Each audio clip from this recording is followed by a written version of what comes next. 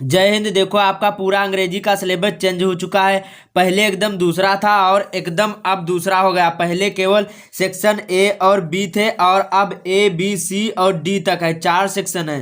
तो एकदम चेंज हो चुका है, सभी लेसन चेंज हो चुके हैं। लेकिन आज के वीडियो में यही बताऊंगा, जो आपने सिलेबस पूरा अच्छे से पढ़ लिया है लेकिन जो आपको ये नहीं पता है कि कौन से प्रश्न में क्या पूछा गया है, तो आप उसे अच्छे से पेपर नहीं कर सकते हो। लेकिन आज के वीडियो में यही बताऊंगा और इस वीडियो से आपका बहुत फायदा होने वाला है। इस वीडियो में बताऊंगा कि कौन सा प्रश्न कितने नंबर का पूछा जाता है, कहां पर कैसे प्रश्न होते हैं, जिससे आपको पता लग सकता है और अच्छे नंबर आप लोग पा सकते हैं। इस वीडियो से आपका बहुत बड़ा फायदा होने वाला है, तो वीडियो को अंत तक जरूर देखना और इस वीडियो को ज़्यादा से ज़्यादा अपने दोस्तों के साथ शेयर भी कर देना।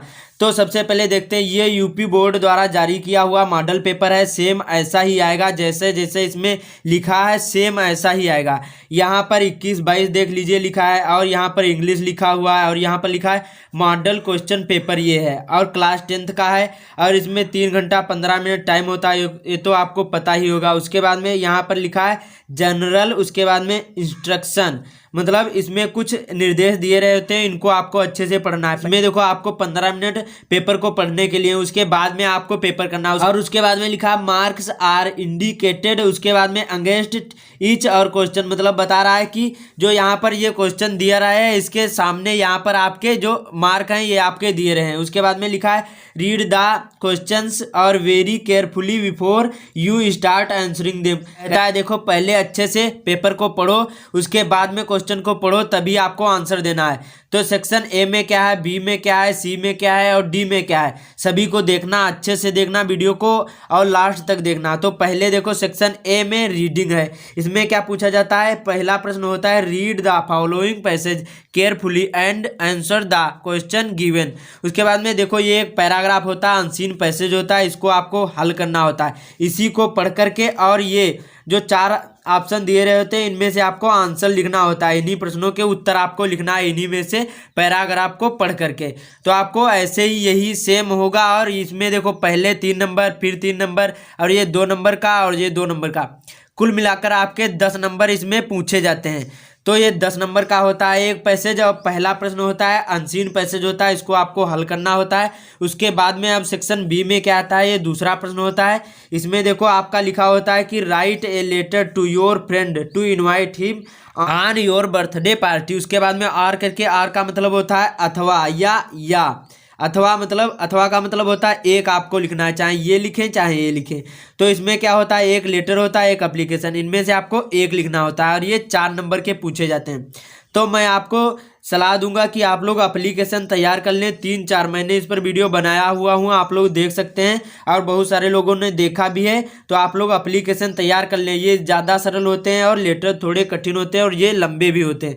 तो आपको एप्लीकेशन तैयार कर लेना और ये 4 नंबर का पूछा जाता है, बहुत ही इंपॉर्टेंट है, तो इसको जरूरी तैयार करके जाना। और तीसरा प्रश्न होता है कि write A report on the Republic day celebration in your school. उसके बाद में 60 से 80 वर्ड में आपको जो रिपोर्ट करना है, मतलब रिपोर्ट आपको लिखना है रिपब्लिक डे पर, या कोई भी उसमें प्रश्न पूछा जाता है दूसरा, लेकिन ये आते हैं। तो आपको ये जो हेडिंग लिखी हुई है इन्हीं को काले पेन से लिखकर आपको आंसर लिखना। उसके बाद में अथवा करके दूसरा आर्टिकल पूछा जाता है।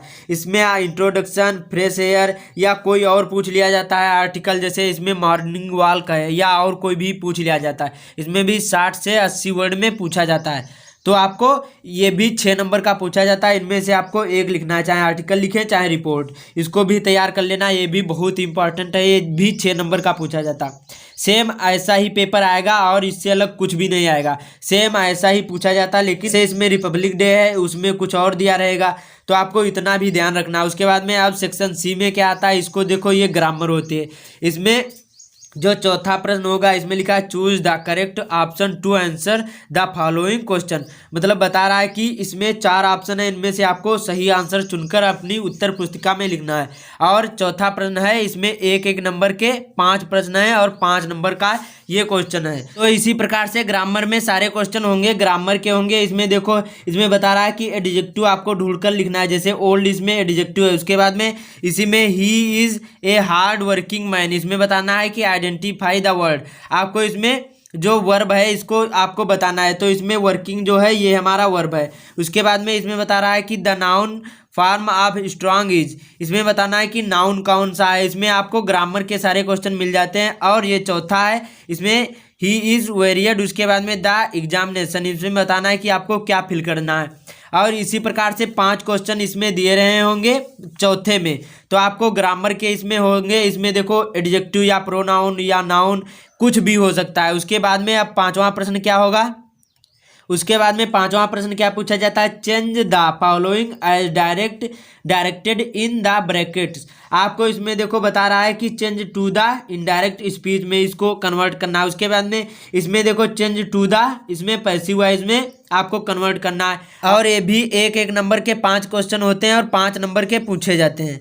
तो इसमें उसी प्रकार से इसमें भी ये यहाँ पर दिया रहता है और यहाँ पर भी ऐसे ही इसमें रीऑर्डरिंग वर्ब आपको बताना है। उसके बाद में इसमें आपको फिल करना है कि यहाँ पर क्या होगा, शब्द आपको फिल करने हैं। ये भी एक एक नंबर के पूछे जाते हैं और ये 5 नंबर के होते हैं। उसके बाद में अब छठा क्वेश्चन क्या आता है कि इसमें बताता है कि translate the following into English. आपको इसमें इंग्लिश में आपको इसके आंसर करना है, मतलब ट्रांसलेट करना है।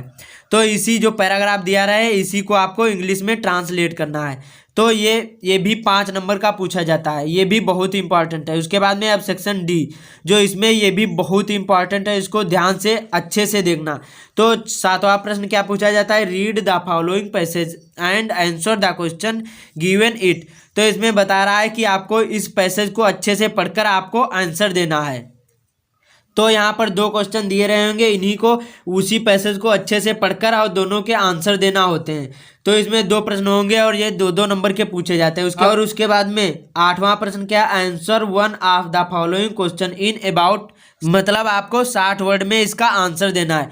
एक प्रश्न को हल करना है और ये 4 नंबर का पूछा जाता है। इनमें से आपको एक का आंसर देना, चाहे एक का करें चाहे इसको करें, इनमें से आपको एक करना है और ये 4 नंबर का पूछा जाता है। उसके बाद में 9वां प्रश्न क्या पूछा जाता है, answer any two the following question in about 25 word में आपको 2 के आंसर देना है। 3 है इनमें से आपको 2 के आंसर देना है और ये 2-2 नंबर के पूछे जाते हैं। उसके बाद में अब अगला क्या है, 10वां प्रश्न क्या पूछा जाता है, match the words list A और with their meaning in list B. आपको इनमें मिलान करना है कि इनमें से ये सही है कि इनमें से ये सही है, आपको मिलान करना है। इनमें 3 प्रश्न हैं और ये एक एक नंबर के होते हैं। जो आपने सही करा तो आपके 3 नंबर पक्के हो जाएंगे। अब 11वां प्रश्न क्या पूछा जाता है, इसमें देखो पूछा जाता है रीड द फॉलोइंग, उसके बाद में एक्सट्रैक्ट और and answer the question given it. इसमें जो पोएम दी है इसका आपको पढ़ करके और इन्हीं दोनों के प्रश्नों के आपको उत्तर देना है, इसी में से पोएम को पढ़ करके। और ये डस्ट ऑफ स्नो की है, ये भी बहुत इंपॉर्टेंट है आपके लिए और ये आ सकती है। तो इन्हीं के आंसर देना है और ये 2-2 नंबर के पूछे जाते हैं। उम्मीद करता हूँ समझ में आ गया होगा। उसके बाद में 12वां क्या है, बहुत important, right the central idea of 1 of the following poem. इसमें बताता है कि 2 जो सेंट्रल आइडिया दी हैं इनमें से आपको एक का सेंट्रल आइडिया लिखना है। और उसी प्रकार इसमें आर का मतलब होता है अथवा, और ये यहाँ पर पोएम पूछा जाता है 4 लाइन की। और जो प्रश्न पत्र में ना आई, आपको 2 पोएम याद करना है। मैंने इस पर भी वीडियो बनाया हुआ हूँ, आप लोग देख सकते हैं। आप लोग सेंट्रल आइडिया ना याद करें, ये पोएम याद कर लें 2 और इन्हीं में से आपके 4 नंबर पक्के हो जाएंगे। तो उसके बाद में अब 13वां क्या प्रश्न पूछा जाता है, यहाँ पर पूछा जाता है answer to the following question in about 25 word में आपको आंसर देना है। 2 के आंसर देना है। इसमें भी 3 प्रश्न हैं और इसमें भी आपके 2-2 नंबर के पूछे जाते हैं। इनमें से 13वां प्रश्न में 2 प्रश्न हल करने हैं और 3 प्रश्न होते हैं। उसके बाद में 14वां में क्या है, answer 1 of the following question in about 60 word में आपको फिर से आंसर देना है और ये भी 4 नंबर के पूछे जाते हैं और 60 वर्ड में देना है। 2 होते हैं, आपको इनमें से एक का करना है आंसर। तो 14वां में 4 नंबर का प्रश्न पूछा जाता है और इनमें से केवल एक का करना है, इनमें से आपको 2 का करना है और इसमें एक पोएम लिखना है। ठीक, उसके बाद में अब क्या है, और उसके बाद में आप 15वां क्या है, बहुत ही इंपॉर्टेंट, इसमें बताता है point out true and false. आपको इसमें 2 पूछे जाते हैं और एक एक नंबर के होते हैं। आपको ट्रू बताना है कि ये ट्रू है कि ये ट्रू है, आपको बताना है ये ट्रू है कि ये फॉल्स है। आपको इनमें से एक एक नंबर मिलेंगे जो सही कर दिए। उसके बाद में इसमें 15वां में भी पूछा जाता है सिलेक्ट द मोस्ट, उसके बाद में सुटेबल और alternative to complete the following statements. आपको एक एक नंबर के पूछे जाते हैं। इनमें से आपको फिल करना है कि यहाँ पर क्या होगा, ग्राफिन वाज ए शॉपकीपर है कि यहाँ पर साइंटिस्ट है कि यहाँ पर ये है। तो आपको यही फिल करना है इसी में से, और इसी में आपको इसी में ऐसा भी फिल करना है। तो सेम ऐसा ही पेपर आएगा और यहाँ पर जैसे दिया है जहाँ पर जैसा वैसा ही प्रश्न आएंगे सेम, केवल आपके जो क्वेश्चन होंगे वो चेंज होंगे, बाकी सेम सब ऐसा ही होगा। उम्मीद करता हूँ समझ में आ गया होगा, और जो वीडियो इन्फॉर्मेटिव लगा हो तो लाइक करें, चैनल पर पहली बार आए सब्सक्राइब करना ना भूलें। मिलते हैं अगले वीडियो में।